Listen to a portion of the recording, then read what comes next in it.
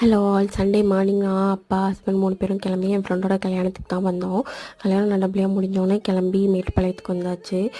வீட்டுக்கு வந்தோடனே எங்கள் அத்தை வந்து மீன் குழம்பு, மீன் வறுவல், மட்டன் குழம்புலாம் செஞ்சுட்டு இருந்தாங்க. என்னை சிறுத்த மீனை மட்டும் பார்த்துக்க சொன்னாங்க. ஆனால் அதுக்குள்ளே நான் ஓடிட்டேன்.